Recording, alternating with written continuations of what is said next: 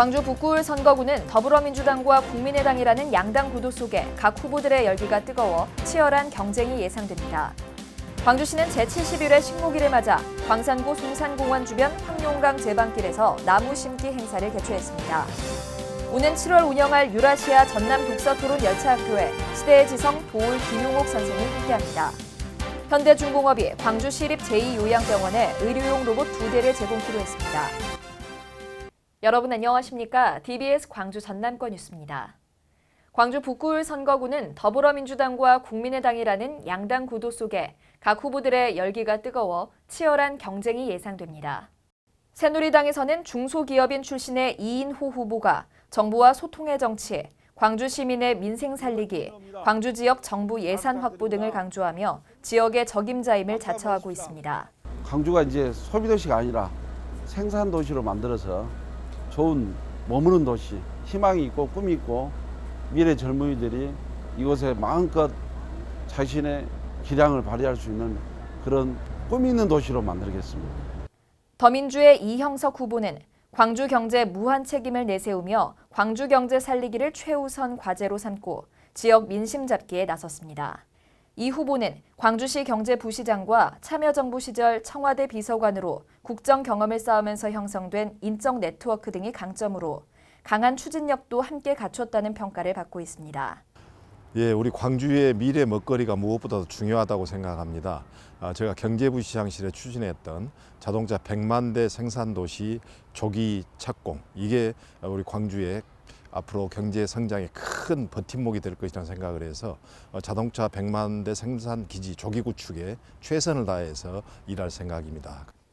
국민의당에서는 최경환 후보가 DJ 정신 계승을 앞세워 야권 재편과 정권 교체의 미랄이 되겠다며 승리를 향한 자신감을 내보이고 있습니다. 김대중 전 대통령 마지막 비서관인 최 후보는 국민의 정부 시절 청와대 공보비서관 등을 역임하며 풍부한 국정 경험과 인적 네트워크 형성, 무엇보다 지난 4년간 지역에서 꾸준히 민심을 다져왔다는 점을 강점으로 내세우고 있습니다. 먼저 구도심 지역에는 제가 관심 갖고 있는 것은 골목 상권, 마을 상권들을 활성화시키는 주차장을 놓고 또 여러 가지 편의시설을 해서 접근하기 좋게, 신흥 개발 지역인 양산 건국 지역은 많은 인구가 유입됨에도 불구하고 행정 편의, 생활 편의 시설이 아주 부족한 편입니다. 용전과 우치 지역에는 생활 체육, 레저, 스포츠 특구를 조성하는 문제를 공약으로 제안해 놓고 있습니다. 네. 또 전 민주노동당과 통합진보당 광주시당 위원장을 역임했던 민중연합당의 윤민호 후보도 출사표를 던지고 유권자들에게 지지를 호소하고 있습니다. 저희들은 태어나서부터 14세까지 의료에 대해서 국가가 책임져야 된다, 이렇게 공약을 내세우고 있습니다. 우리 지역에서는 지금 삼각동에 우리 아이들이 초고압 송전탑으로 건강권과 학습권이 위협받고 있습니다. 제가 국회의원이 된다면 가장 먼저 우리 아이들의 건강을 지키기 위해 특고압 송전 선로를 지중화하도록 하겠습니다. 무소속의 노남수 후보는 광주시 시민감사관 출신으로 노인과 장애인, 다문화 등 서민과 중산층의 대변인을 자처하며 다양한 봉사활동과 시민운동을 전개한 시민운동가입니다.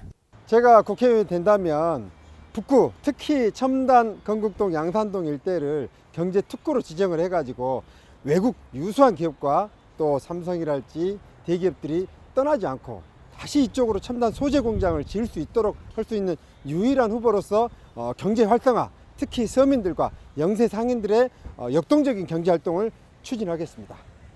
사단법인 5.18 민주화운동 구속자회 2대 회장을 역임한 무소속 이영수 후보는 국민들이 행복해하는 새로운 생활 정치와 낡은 구태를 타파하고 정치를 바로 세우는 정치 개혁을 이루겠다며 출사표를 던졌습니다.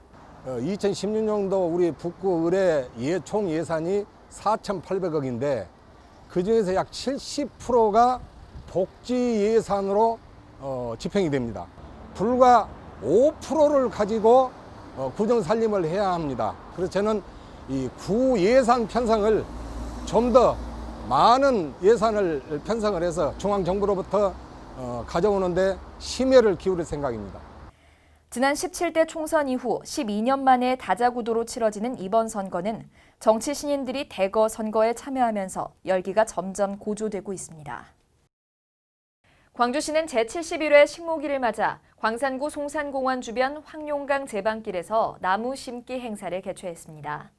범국민적인 나무 심기 분위기를 확산하고 저탄소 녹색 성장에 기여하고자 마련된 이번 행사는 시민과 공무원 등 600여 명이 참여해 재래종 목련 320그루와 수수꽃다리 1,600그루를 심었습니다.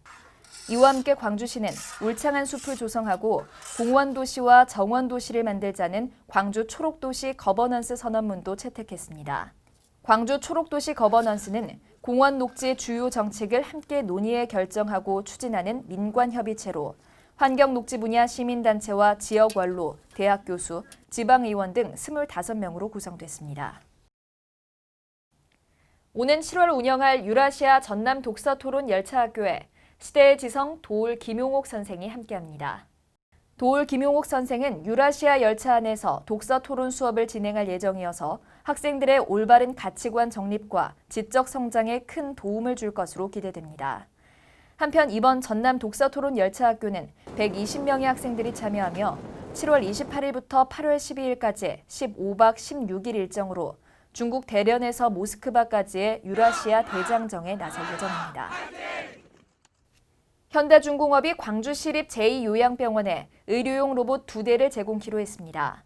광주시는 시청 비즈니스룸에서 현대중공업과 국산 의료 로봇 공급 및 실증 협약을 맺고 4억 원대의 보행 재활 로봇과 환자 이동 보조 로봇 등 2대를 무상 제공받기로 했습니다.